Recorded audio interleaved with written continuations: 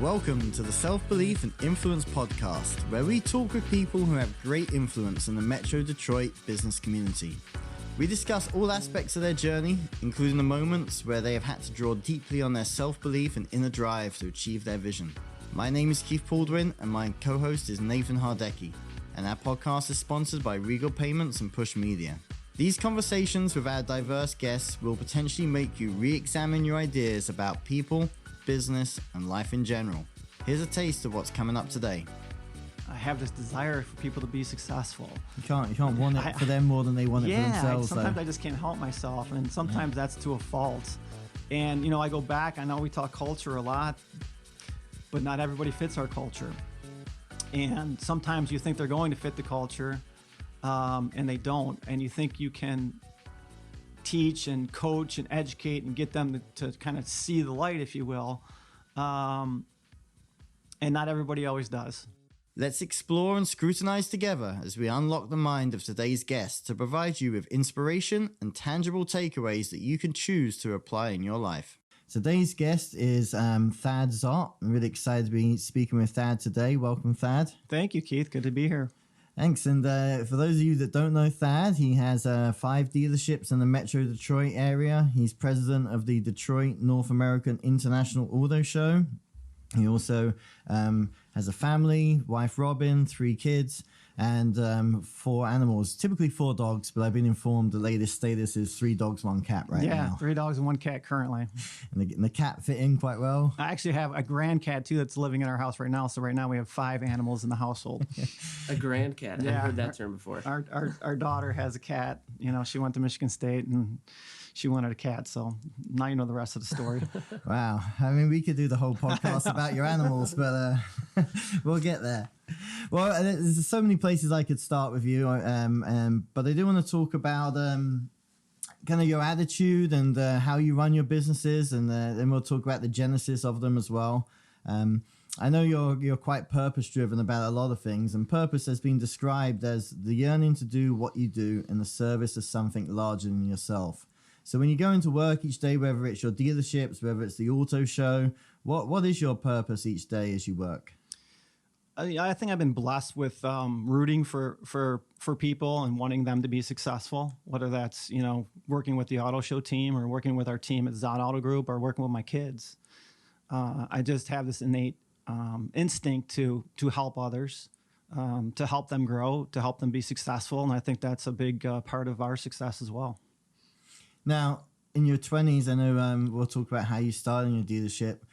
When I speak to a lot of people kind of around kind of your age where you've been successful, there is an understanding that you get to where you get by helping others, like you just talked about. But in your early 20s, when you were just starting out in car sales, did you understand that, or did certain things happen to help you get to that point of understanding? Yeah, I mean, I think everybody's got to have certain opportunities presented, but you also have to recognize those opportunities. I think sometimes recognizing those opportunities in your 20s sometimes is a little more challenging.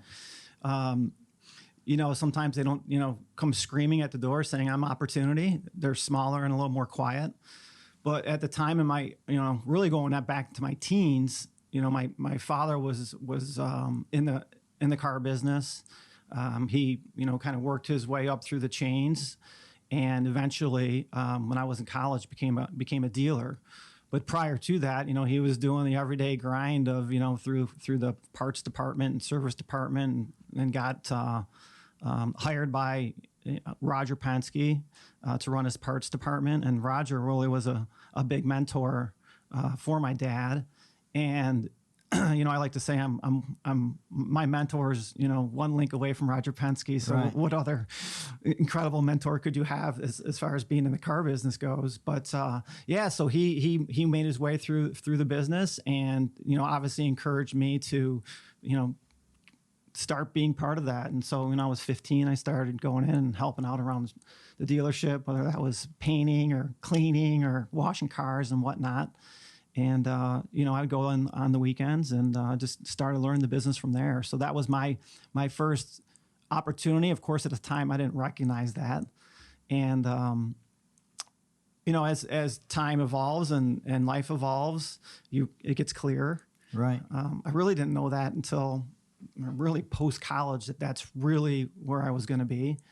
I think as we're talking to, right now to maybe some younger people, you're always trying to find your way and you want to prove your self-worth. You don't want to be the legacy of someone that's very successful and you're basically handed the silver spoon, if you will. Right. I had a very strong, conviction that I wanted to do things on my own and prove myself. And, when you're working for a family business, it's harder to do that. And so actually my first big step to kind of going outside of that opportunity was selling cars at Michigan State while I was a student for somebody else. Yeah. And that's really when I fell in love with the business. What did you like about the business? Oh man, I just love working with people.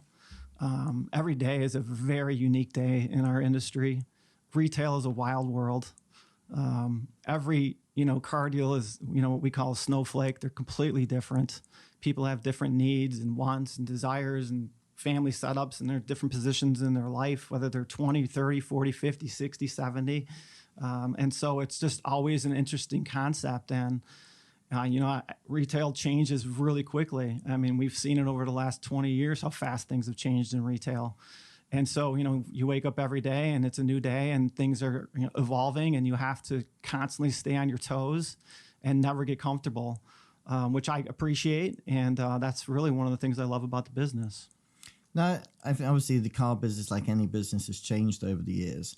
So when you started out, maybe it was the 80s, 90s, not to put an age on you right 80s, now. it's fine. I have no problem talking about age. But maybe more back then, the car business was more seen as like the stereotypical used car guy, the cheesy guy, slick back hair. For sure. What did you do to separate yourself from that stereotypical image? Unfortunately, I think we still have some of that stereotype in our industry. Really, and I think it's somewhat unfair when you start looking at what these dealers do in their communities and whatnot, which we can talk about later. But in the 80s, was that fairer, you think? I think there are, in any industry, whether it's the car business or any other retail business, you have very successful and business owners that do things the right way, and you have ones that don't. Right. And back in the 80s, I think there was maybe a few more dealers that maybe didn't do things right, but there was still a lot that did. Gratefully, I was grateful that my dad was one of the ones that did do things right, even in the 80s. And I think the one thing that he started was, how he treated his people. Back in the 80s, it was pretty intense on how you manage people. I mean, it was more, kind of fist on the table pounding and a lot more intense motivation, if you will, where it's evolved big time over the years. And that's one thing I think we've really embraced. When I say we, my brother Todd's in the business with me. He's my business partner. My sister's involved with the business, not necessarily day to day, but has been very influential. And, we learned from my dad that, you really got to treat people well. And, we have, I think, taken that to a whole nother level with our culture. And, but I think it did start, back in the 80s. I saw him, in my own eyes and how he interacted with people, particularly his employees and staff. And, when he would go upstairs to the big office and I was down in the front lines with all my coworkers, they would reiterate that to me. That's one of the reasons they worked for him, is because how he treated them. It seems like, it's a matter of trust, right, between the customer and the dealership, and those slick back guys that Keith had referenced sort of violate that trust sometimes, right? So what is an example of something you do or your people do or you did maybe in the 80s to sort of reestablish that trust? I think I'll talk more about today's world. And, I mentioned culture earlier. I mean, we scream culture within our organization at all 5 of our locations. We have 5 dealerships. We also have a golf cart shack, we call it, but it's a golf cart sales dealership. So I'll give a little plug there for Szott Carts. But whether it's Szott Carts or one of our Ford dealerships or Toyota dealerships, one of our Chrysler stores, we all march by the same tune, which is a foundation of an incredible culture. You got to treat your people well, going back to that same topic, for your people to treat your customers well. And it starts there. And it starts by the ownership. How do they facilitate, the training and the culture and the vibe? And, we have a lot of core values that we implemented within our organization over the years. And I think that is a huge impact on how your interaction is on that day that the salesman flips you the keys to go drive a car without really getting any information from you. There's a trust factor. But it starts with the culture and the vibe of the organization. Yeah, I think with core values, and I definitely want to come on to what they are with you in a minute, but you almost have to combat what the industry is, because in Europe, where obviously I'm from, and especially if you think of countries like Turkey, you go down a market or Morocco and you're haggling. Everything's a haggle. Whereas in America, you don't haggle too much. You don't go to Kroger and like, yeah, I know you said the frozen cherries are this much, but I will give you this much. Whereas the car industry is really kind of pitch you up against the customer, because you say, okay, it's 45 grand, and then there's a haggle that goes on. So it's set up to put you in a combative position. So when you set up your core values, do you think about how you bring people to the same side of the table rather than facing each other on the table? It's still an intense situation, because I think, this is where I think dealers kind of get the unfair shake on that process. Back to the slicked hair guy, if you will, image. Many consumers come in very nervous, right? It's an intimidating process. So they're kind of already out of their element, if you will, thinking that they need to go back to your point, Keith, about this hardcore negotiation. And a lot of consumers are not good at that, right? That's not their specialty. So they're nervous, they're out of their elements. They're really not their really same personality they are outside of a showroom. Right. So a lot of times when we got people inside of a showroom, it's really a different person. And, there's a lot of, I think, things that consumers do that they don't normally do in their everyday life. And we have to maneuver through all of that. Luckily, with the, I think with the impact of online shopping and online education that consumers can do, they know a lot more today than they knew back in the 80s and 90s. So they have a bigger arsenal, a little more confidence about what is a fair deal. We, as dealers, recognize that and have changed processes tremendously. But to be honest with you, a lot of customers still come in and think, like for our used cars, for example, they want to negotiate thousands of dollars off of our asking price.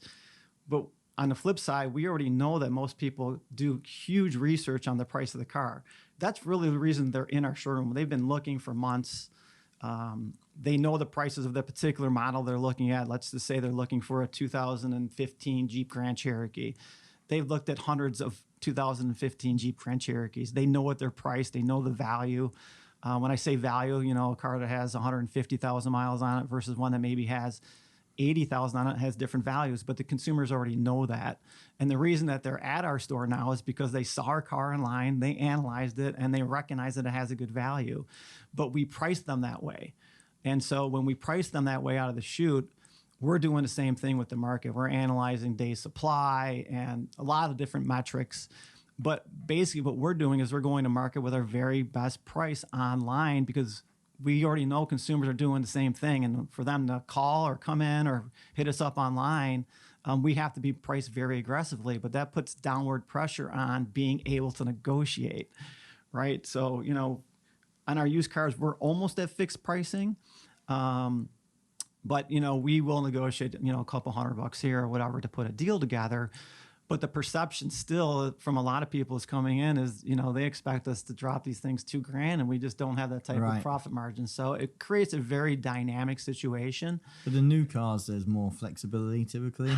It's a lot similar of the pressure. When someone's looking for a new vehicle, they're online banging away, looking at prices all over the country. So they know what a fair price is. The complexity comes into play when you start talking about, people's credit scores and how that impacts, a payment. Do they have a trade-in? Do they have a payoff? The list goes on and on. Are they purchasing? Are they leasing? Those make a big impact. How many miles do they drive a year? How much money do they want to put down? I mean, the list goes on and on. So all these variables make it a very intense situation. And I think that's why you really got to set this, this culture correctly, so people feel a little more comfortable, a little more trustworthy. And like I said, I think the proof is in the pudding. You look at some of our reviews online, which I call the lie detector, right? Everybody can scream they have the best customer service and they're the best here. And you hear it all over the TV ads and all over the radio ads, all over online. But the lie detector ultimately is Google reviews, in my opinion. And when you really start diving into the Google reviews, you can learn a lot about a business, particularly in the car business, because we have a high amount of people giving us feedback, whether that's in new car sales or they got their vehicle fixed in our collision shop or they came in for an oil change. Maybe they had something done under warranty. They all run back to Google and give us a review. And so it's a great way to measure in our industry that foundation of how do they really take care of customers. I'm very proud of our scores online, in particular with Google. I think we're the highest rated dealer amongst all manufacturers when it comes to scores. If not, we're definitely in I would say the top 5%. So again, it goes back to our foundation of culture. And, we drive it home big time. We preach it every single day. And it shows on the consumers. Let's talk about your culture. So, people who are giving Google reviews, they still pretty much have their name attached. But let's say if they're going to be completely anonymous, if you were to go into your dealerships undercover boss style in a bad wig and with a different name, what would you hope to experience going into a dealership if they didn't know it was you? What would I like to experience? What do you think what would you expect to experience the at our store? Yeah. Well, it's a fun atmosphere for sure. I mean, we have music going. We have great attitudes. You got the massage chairs as well. Yeah, I mean, you say that. That's to relax the people in the negotiations. It's a perfect example of what we do to make ourselves a little bit different, right? Right. It's funny you say that because consumers used to come in and, the last thing they want to do is be at a dealership getting an oil changed. They don't have time. Everybody's in a hurry. Everybody's in a rush. They're jamming it in their schedule. We put those massage chairs in there, and now people are like, you can take the bill up there, I'll be up in about 10 minutes, and I'm serious. It's wild. So those are some of the things I think we've achieved out of our culture and out of the box thinking that makes things a little more pleasant, a little bit more cool, and just a whole different vibe when you walk into a dealership. A lot of times you walk into a dealership and it's intimidating, it's stuffy, it's intense. And you don't feel that when you walk into our store. I mean, people are laughing, people are having a good time. We're very professional, don't get me wrong. But you can feel it and sense it. And we've really designed our dealerships to mirror that. You got to coach it within the people, but you got to have the facilities that also match that and mirror that. So, when we were laying out the dealerships and designing the insides of the waiting rooms, we took that into consideration big time. So it's a different vibe in our dealerships. It's, when you're sitting in a massage chair in the waiting room, you're not in some back corner room. I mean, you're in the middle of the showroom where everything's happening with, music and TVs and energy and coffee bars and people talking to you and making sure everything's going good while you're waiting. And so we've really, I think, thought around all angles of the culture, not just the people training, but also the facilities. Okay. So let's talk about now, let's say you have a new employee and you're talking to them about the Szott dealership culture. Mm-hmm. What are kind of the 3-4 key points of culture you want a new employee to adopt? Yeah, I don't want to give away all of our secrets, but we do training once a quarter. In fact, we just had it last week for the new hires. We only had 7 new hires in that meeting, but we brought some of the other leadership team in. And we also, it's funny, we preach really hard on working on your mental awareness when you're coming into the dealership. Everybody's under pressure, whether that's personally with financial or relationships or whatever stress you're going through in your life and how that impacts your day-to-day success. And, when you walk into the showroom in particular, we keep talking about sales, but it also goes for our service advisors, anybody that's working directly with the consumers, or even a cashier that's maybe, helping you check out. We work really hard at their mental state. And we talk about that a lot in our culture meetings, that, when you're here, you're basically on stage, if you will. And everybody's got problems and everybody's got issues and everybody's got stresses. When you're here, you got to figure out a way to kind of put those in your little lunch bag and leave those at the door when you walk in. And it's hard to do that every day. The thing I think we bring to the table with our whole team is, over the 20-some years that we've been coaching and preaching and teaching this, our team is really bought in, and we hire based on that. We are looking for that personality when we hire, particularly in our leadership roles. And, when I say that, you can't be on that A game every single day, nobody can. But when your team is, the days that maybe that 1 or 2 or 3 people are off, you lift them up. And when they're on their A game and then the other person that lifted that person up is not, then they're lifting that person up. So when you got 95% of your team in a good mental state, energized, having fun with what they're doing, it creates this culture where you even on your off days, maybe you're at a C that day. I keep going back to grades, but the team will lift you to a B. And that's something that we've created through those culture trainings. It's really in depth and really complex, but it comes down to a lot of it comes down to just how the coworkers treat each other. There's a lot of intense collaboration between all these departments. You go, in our industry and in the car dealership world, you have parts departments and an office that manages paperwork. You have a used car department, you have a new car department, you have a finance department, you have a service department. I mean, the list goes on. And these people all need to collaborate. When you buy a car, a lot of times you're adding accessories. So now we got to work with the service team to get those side steps put on or that tonneau cover put on that truck. Right. And those relationships have to be strong and they have to go both ways. And those are some of the things we talk about in our culture meeting. We're in a big web here. And guys, and when people experience, a collision repair, I know, Keith, you've called me a couple times, so I won't call you out there. But when people experience a collision repair, they may not be dealing with the sales department, but the collision team needs to understand that experience that Keith Baldwin had when he maybe smacked the mirror on the side of his garage. I don't remember what you did, but wasn't my fault. Yeah, it wasn't my fault. That experience he has through that process has, fair or unfair, a big impact on how you feel about sales at another dealership that we own. And it has nothing to do with another dealership that we own, that experience. But unfortunately, or fortunately, that experience is going to dictate whether you may consider doing business at one of our other stores because of the experience you had at our collision shop. And we preach that in our culture meetings that, every single one of you has such a high impact on our 300-ish employees that work here. And it doesn't matter what capacity you work in. I don't care what department you're in. If you're interacting with a customer, that interaction right there is going to dictate whether they're going to do business with us at a totally different dealership, in a totally different department. So those are some of the things that we preach in the culture. And I've said this to you before, and because I've bought cars from you, got to know you for quite a while, and been lucky enough that you trust me to do your merchant processing. Whenever I've interacted with someone at your dealerships, they've been great. From someone way out back who doesn't typically deal with customers that I'm putting in new credit card machines with, or to buying a car, or to dealing with the collision. I mean, to permeate that culture as deep as you have is a great job, and I see it in action. I'll give you a couple of quick examples of just things that we do. And when we train culture, we train our entire staff. It doesn't matter what department you're working in. And, there's jobs at our dealership, maybe a service technician that doesn't interact with a customer face-to-face. But, we have a coffee bar that they're welcome to, go use. So they may be walking up to the coffee bar there and getting a coffee as a technician. And for whatever reason, they have a customer that's maybe at the other, coffee machine getting a coffee, and they'll see that they work there and they'll ask them a question, as simple as, where's the restroom?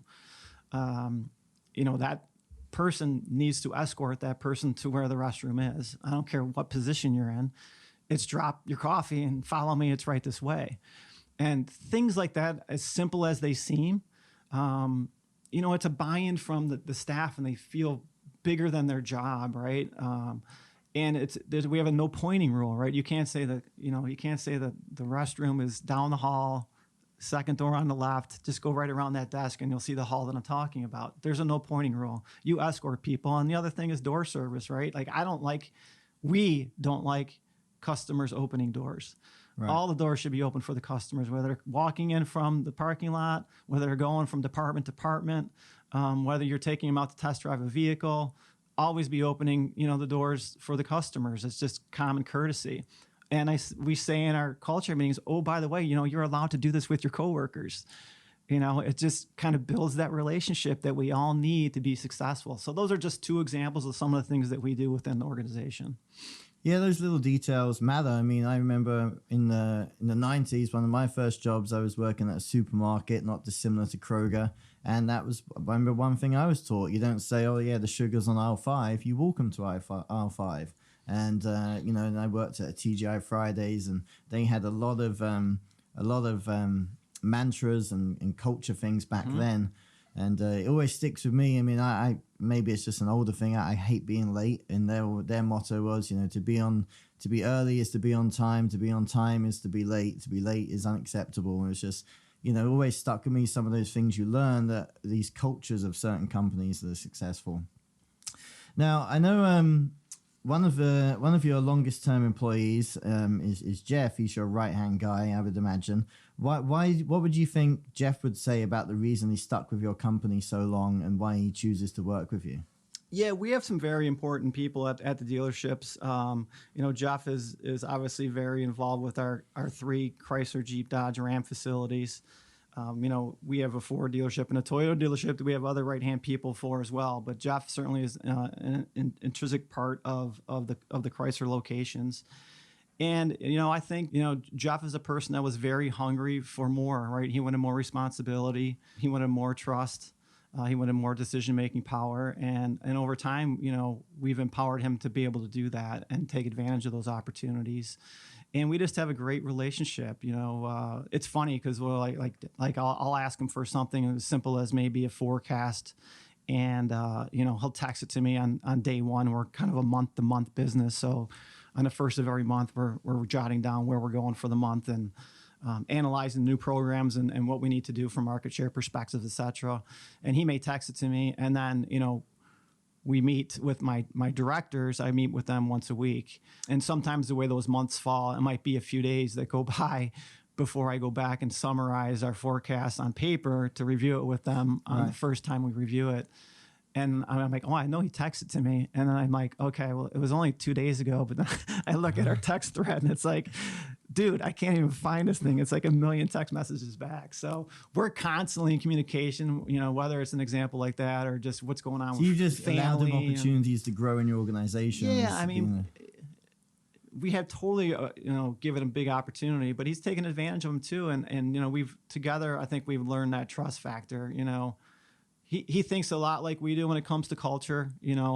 Ultimately, we want every single customer to be happy, and it's very hard to do in today's world with expectations. And he's really, I think, grown in the last 10 years in particular with, there's situations where, I think the consumers are wrong sometimes, right?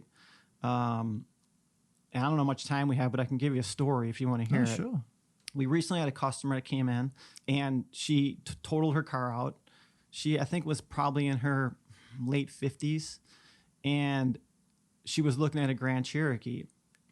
Her previous vehicle was a smaller mid-size SUV, and so she was worried that the Grand Cherokee was going to be too big. So she agreed to come in and test drive it. She liked it. We put numbers together. She approved the numbers, fit into her budget, and she said, my only hesitation is I'm still worried that the vehicle's too big.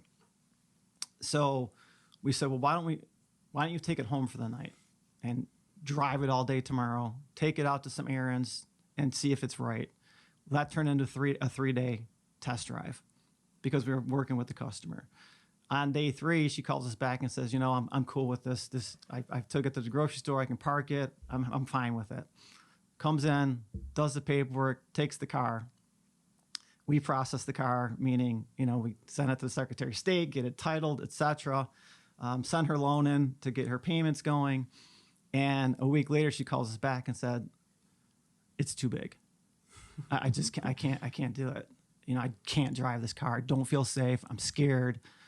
And, we have a conversation with her, say, hey, look, we gave you 3 days to drive this thing to make sure that it was right. After 3 days, you came back. She said, I know, but it's not right, and I'm scared to drive it now. It's sitting in my driveway. I'm not driving it anymore. And, Jeff takes the lead and comes in my office. He's like, you're going to like this one, Dad, right? And then when he says that, I know where we're going. It's going to be a tough one because usually he just handles them. And, we have the conversation, what are we going to do? And at this point, you can take the car back, but now it's a used car. It's been titled, and obviously when you buy a brand new car, there's some type of depreciation. She paid taxes on it, so now we're really in a tough situation, right? As an ownership and a business, but ultimately we want a happy customer.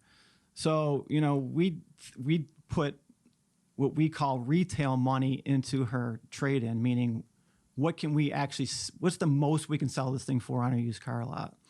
But it was still about $5,000 less than what she paid when you start talking about taxes, and she didn't have any type of employee discount. So in our town, that dictates a lot of value too, because more than half the people qualify for employee discounts. So when we're trying to figure out what the value is, we have to take that in consideration as well. So it was just a really tough situation.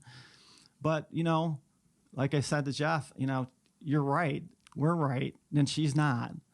But our philosophy here is we somehow have to find a way to make this lady happy.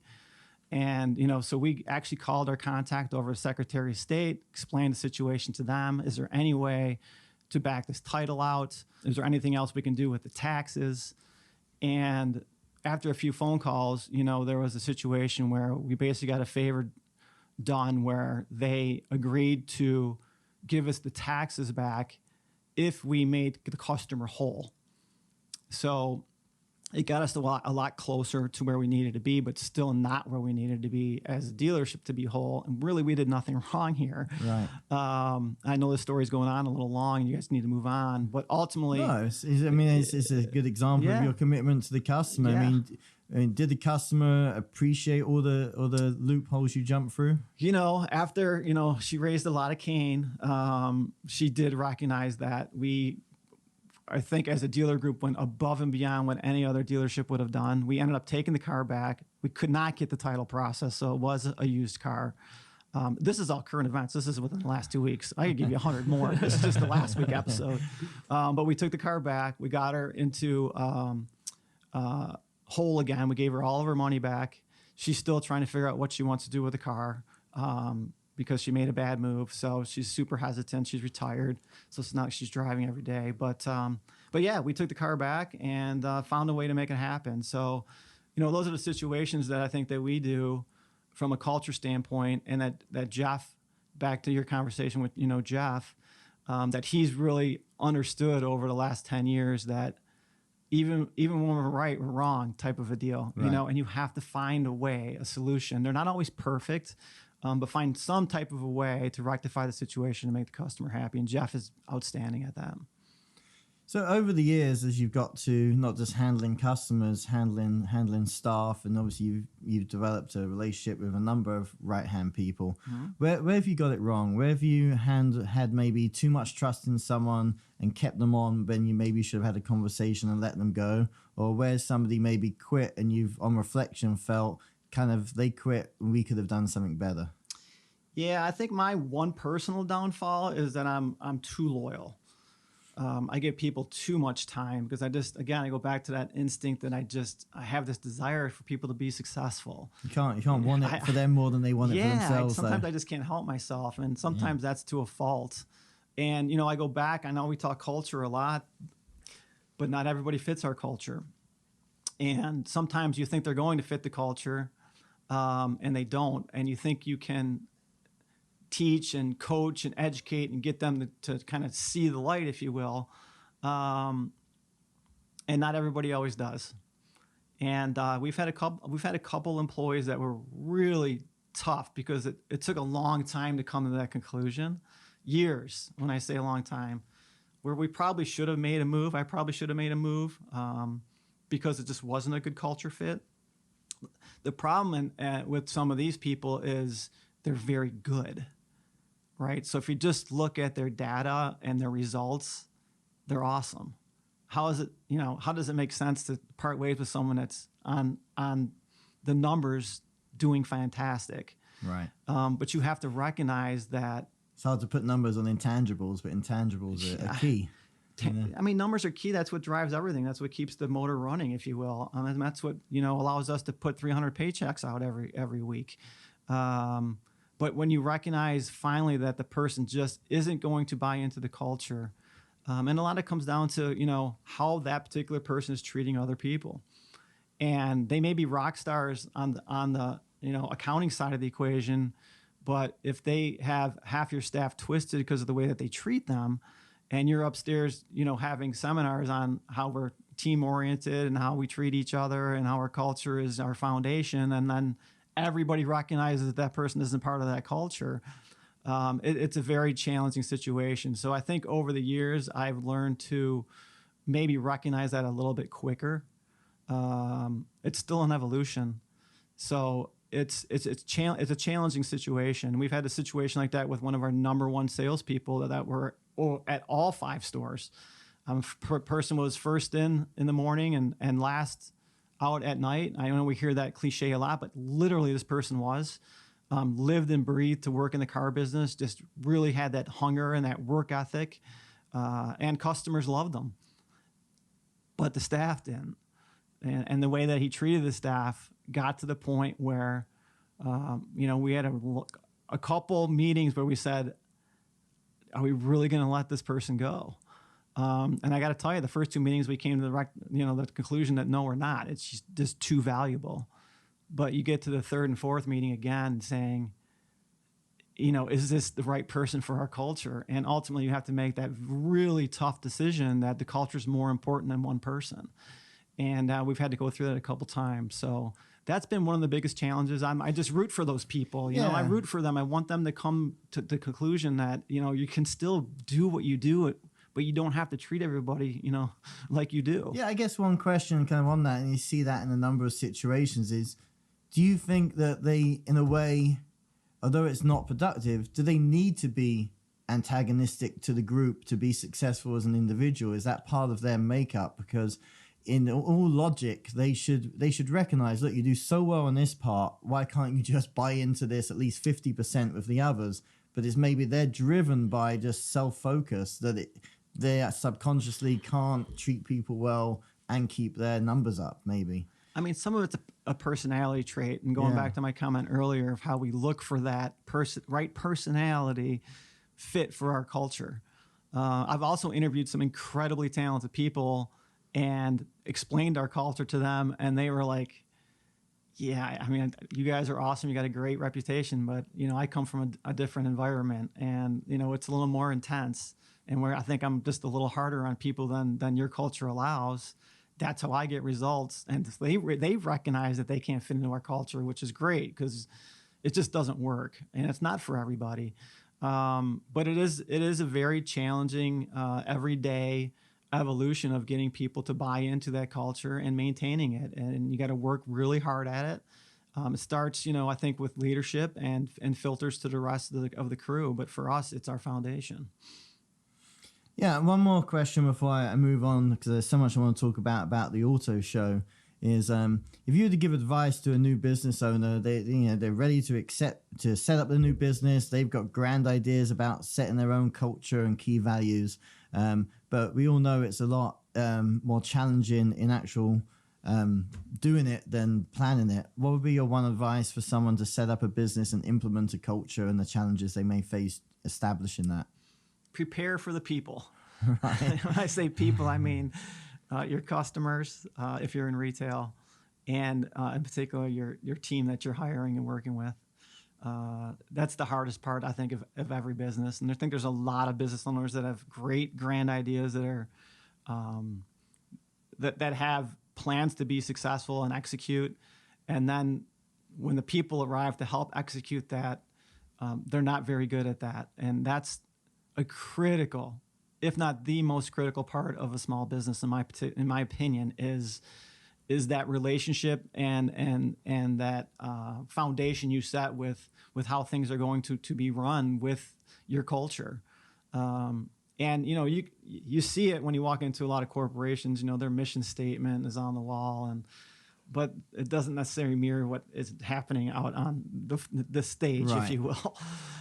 So you gotta walk the talk, and you gotta set the example, and it's extremely hard because people are really challenging to deal with. And like you said earlier, I think a decade ago it was, looked down so bad on walking in 1 minute late for work.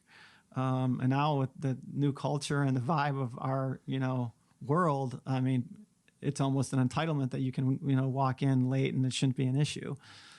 So, you also have to change with the times. And, Right. The times today are a lot different than they were even just 10 years ago. And you have to recognize that and you have to adapt. So, we're way more flexible with time now. I mean, car business, you were there, you're grinding, you're there bell to bell. You miss a lot of your kids' sporting events and you miss birthdays and you miss dinners because that's just the nature of our industry. Today's world, we're a lot more flexible with those situations. We cover for each other. We let people go to birthday parties or sporting events. And even just 10, 15 years ago, that just was unheard of in our industry.